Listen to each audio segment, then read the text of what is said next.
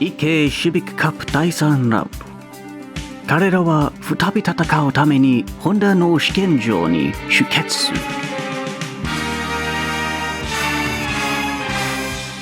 熾烈な競争の中、一人の男が呪いをほどく旅を続ける。そしてなぜかカートスーツを着ています。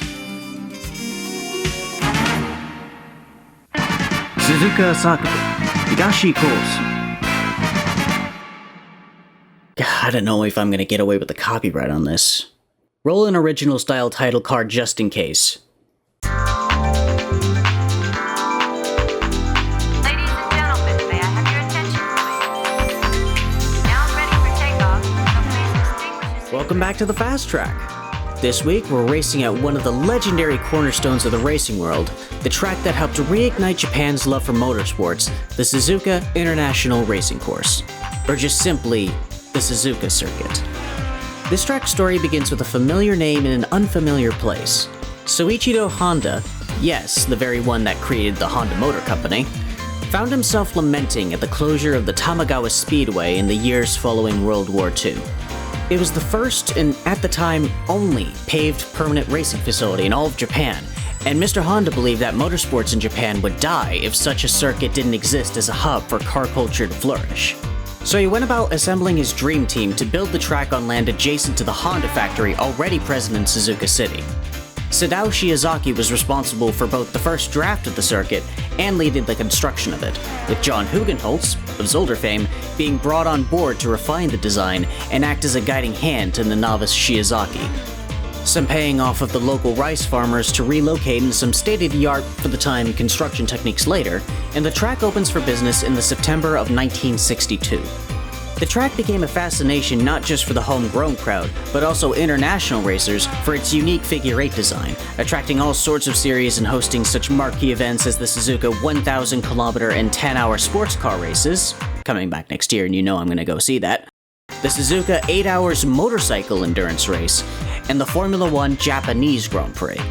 The East circuit that we'll be racing on this week essentially takes the entire first sector of the full GP layout and makes it a circuit in and of itself by looping back into the front straight halfway through Dunlop Corner. But just because it's a short and simple looking layout doesn't mean it has no challenges to overcome. You'll have to see what I mean when I get into this week's Hotlap.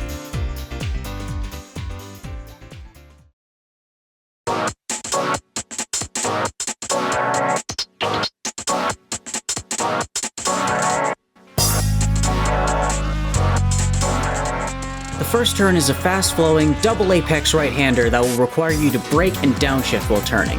The less you lean on the ABS here, the better, as it'll let you have more agency over positioning the car for a better exit.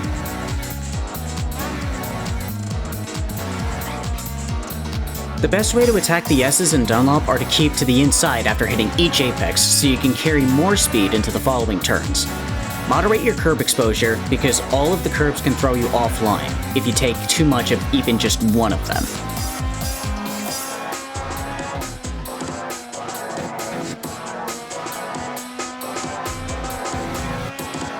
Cut the inside of the entry to the last curve as much as possible, and balance the car by braking as the car gets to the top of the hill, and gradually gas out as you go downhill.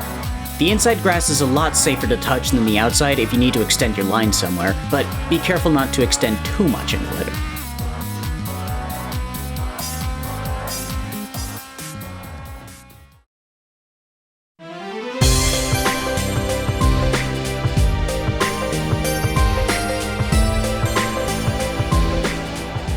During my testing, I found that while lowering the amount of camber on the front wheels did make the car a bit more sluggish mid-corner, it did help alleviate the understeer on corner exit. Something similar can also be said for the rear camber, but I'd only really do this if the rear is somehow sliding out on exit. Weight balance is yet again very important here, mainly in keeping the front from being overloaded, especially with how abrasive the S's are on the front tires. If the front isn't moving as you want it to, that's a chunk of time lost. Speaking of front tire abrasion, there really isn't much that can be done to mitigate it over longer runs other than slowing your pace down incredibly. Not even the Porsche eSports Cup drivers can get around it, because the outside grass is incredibly bumpy and tends to both upset and slow down the car. And with that being said, here's the numbers that you're gonna need for this week.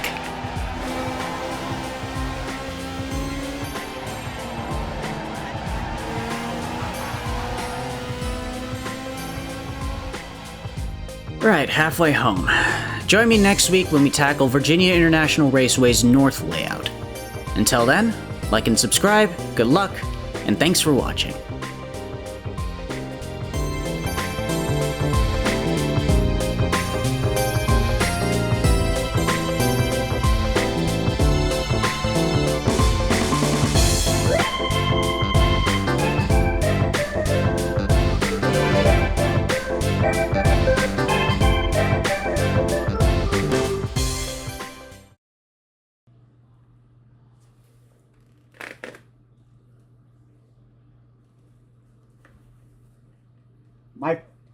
I'm stuck.